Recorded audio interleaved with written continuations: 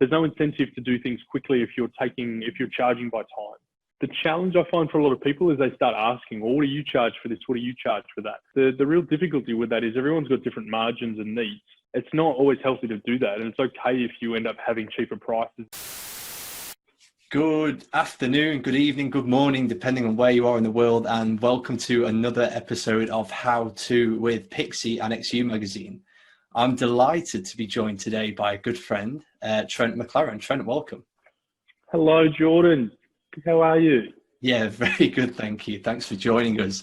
In this episode today, Trent's going to be sharing with us how to build and implement a fixed fee pricing plan in your accounting or bookkeeping firm. So let's start right at the very beginning, Trent. Do you want to give us a quick intro to who you are and what you do?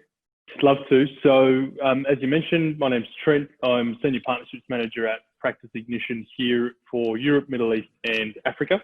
And I've been with Practice Ignition for nearly 3 years now.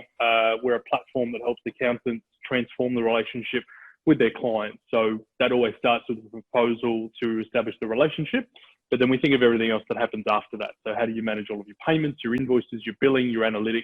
We really focus on that revenue management after the relationship's been established. And I love it. It's a great platform. We work with just over 3,000 accounting firms worldwide, and personally based in the UK. Nice.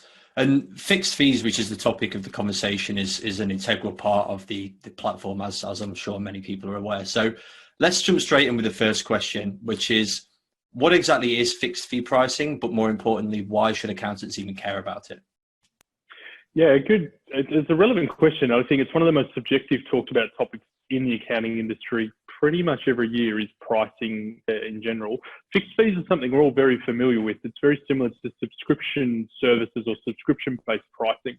Most people have a subscription for a Netflix or a Spotify, or the accounting software. We're all using Xero and QuickBooks and Sage and different products on a monthly recurring basis. And now it's about providing a monthly recurring service or fee to your client. So even if it's an annual account piece of work, I can bundle that up in with the rest of my monthly recurring or quarterly recurring services. But my client end result is one fee, one monthly recurring fee, as opposed to one annual fee that they have to stomach every year, which doesn't fit for everyone. And we are very much used to that payment plan methodology of let's just chunk it all down, 12 monthly payments. It's better for everyone's cash flow, both for the accountant and for the client. Yeah, okay. You mentioned as well about bundling different compliance services together into one monthly fee. So let's jump into the kind of process, the thought process almost behind how you would bundle these processes together and then how you would figure out what that price is for that bundle. So we always look at about cohorts. So when you identify all of your customers, so if you've got a set of existing customers and you want to move them to fixed fees, let's look at all the services we offer those customers and what are 80% of the common services. And that brings up the core services you offer to those clients. And then you're going to have speciality services that you only offer certain clients based on their needs and traits and the things that you would potentially offer them. When you then start to bundle that down, you go, okay, well, I've got, my bookkeeping services is quite common. Payroll services are quite common for people that employ people.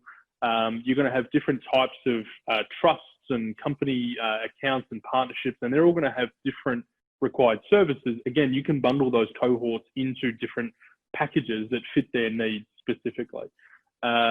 Analyze your own data. If you don't have existing customers to move to the cloud, you're in a much better position because you can think about the services that you may have offered in another. If you've worked in accounting in another business before starting your own, then you already know what those common services are around compliance.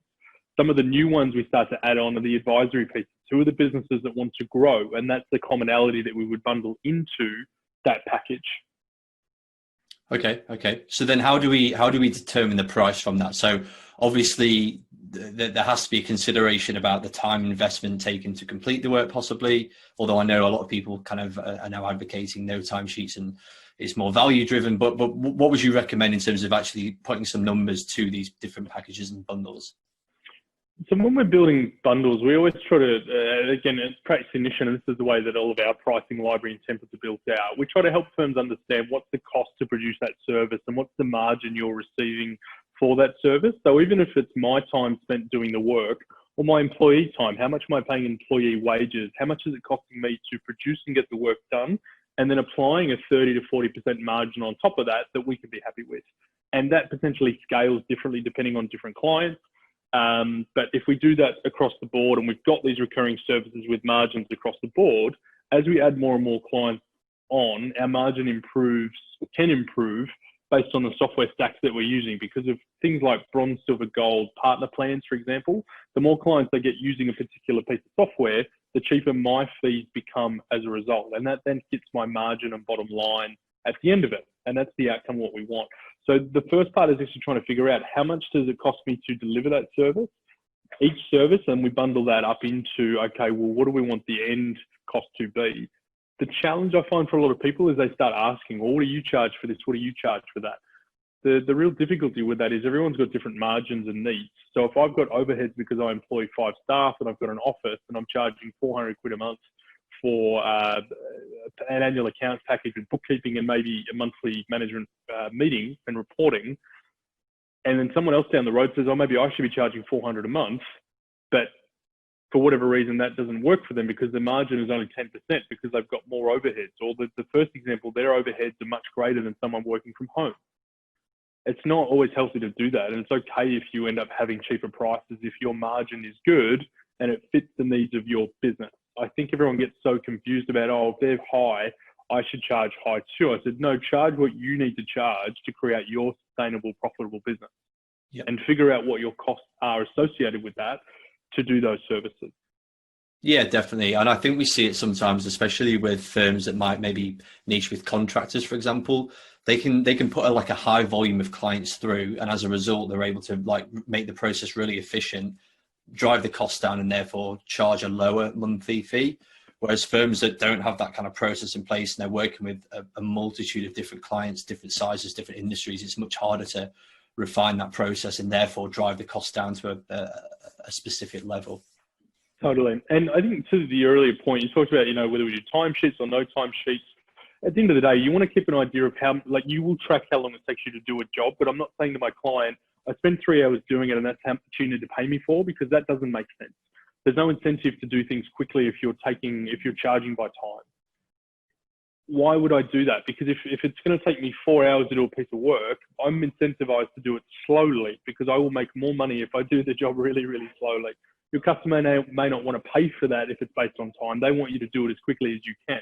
So introducing that fixed monthly fee and setting the expectation with the client, saying we want to do this on a more regular basis, we want it to be really efficient, the outcome being you get better quality data to make better decisions with, and you've got better cash flow, we're going to do it this way.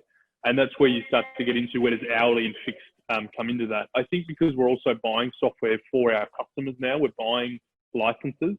We can't bill hourly for licensed software, right? We need to figure out, okay, well, that's a fixed cost. So the idea of fixed fees and fixed costing coming into the business is actually more about aligning your income with your expenses. So if I'm getting charged 500 quid a month in software licenses, well, I need at least that amount coming in every single month to cover that, but I might as well bundle in everything else as well. And then I create my own monthly salary. A lot of small business owners are living based on when their clients pay the invoice. But if I move to a fixed monthly fee package, I'm actually creating my own monthly wage or income as a result of that. So, you get back to employee life almost in a sense. Yeah, definitely. I guess one of the questions people might have around moving to a fixed fee model is how do they manage jobs that might go out of the scope? For example, if the bundle is 500 quid a month and they realize that actually it's probably costing them a bit more than that, they're not making any profit on it. How do they manage the differences? Obviously, some jobs might be profitable, others won't. In previous times, firms might have written off so many hours worth of work and said, "Oh, we're writing off 20 grand a year for loss of time." How can they manage this with a fixed fee package?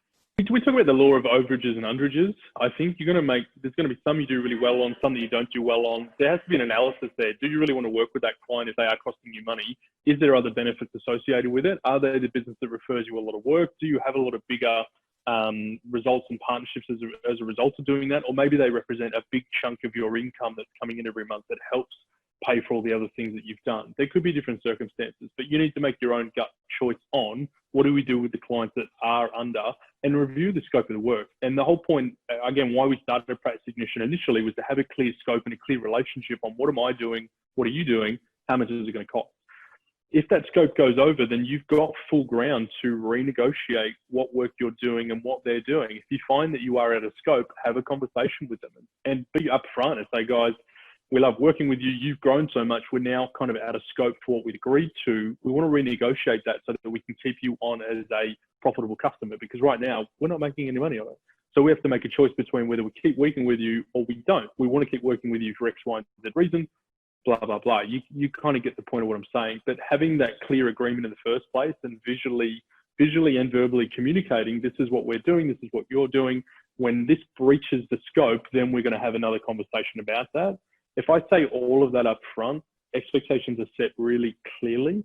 It's not going to be a surprise for them later. And at the same point, if they're growing and that's why they're out of scope, that they'll get it. They're like, yeah, cool, I understand. Like, this is good for us. It's going to be good for you too. Yeah, definitely. And I think you mentioned earlier as well, like we see this all the time with tech companies. So you'll sign up to a certain app and it's based on having a certain number of clients in there. And as soon as you go over that client number, you get an email through to say, hey, you've exceeded your limit. We're increasing the monthly amount by £100. And like, that's so common across technology, but it's kind of less common in the professional services space. So it makes complete sense that accountants do it as well.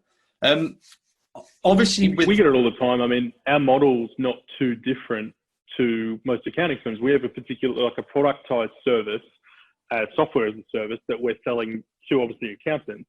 But at the same point, they're using our platform to create their own monthly recurring revenue model. So PI, Practice Ignition, end up being a business model for firms that are trying to switch to fixed fees. And that's why there's such a good alignment there in terms of why we're so passionate about the topic in the first place. Yeah. Okay, just picking up on a term you used there, and I wanted to kind of dig into this a bit more.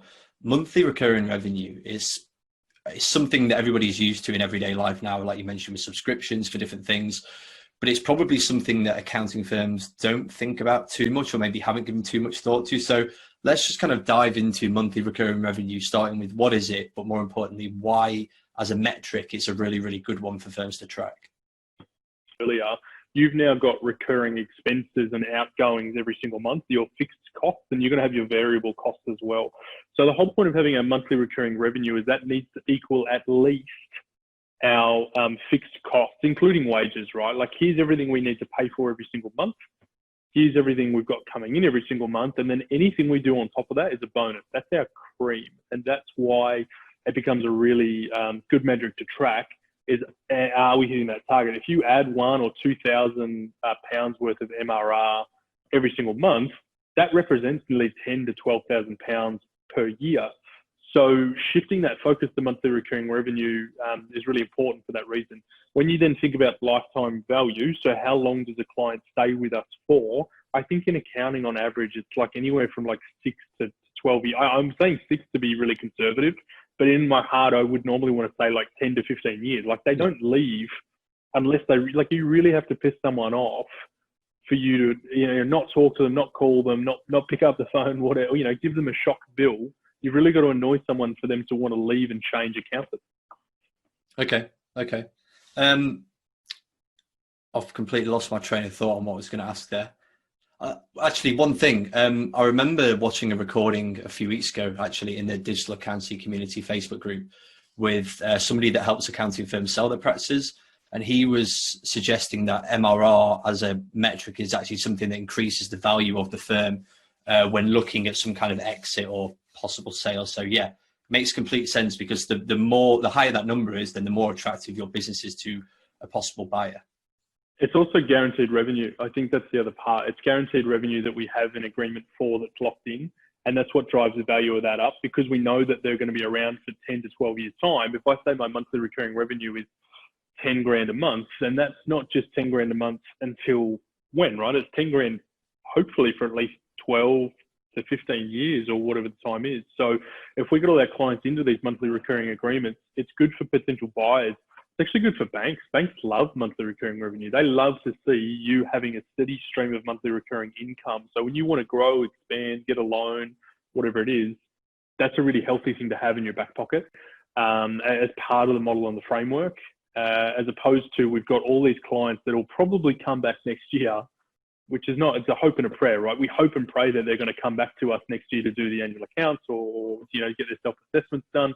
But if we've got these monthly recurring revenue agreements in place, we know exactly who's with us right now, and we know exactly how much we're growing month on month. We can start to project where we'll be, and you'll see this really nice, like upward, amazing looking triangle of monthly recurring revenue growing. And then with any ad hoc advisory type services you might be doing every now and then, as I said, that just becomes the one-off bits of cream that add on top of your steady stream of MRR.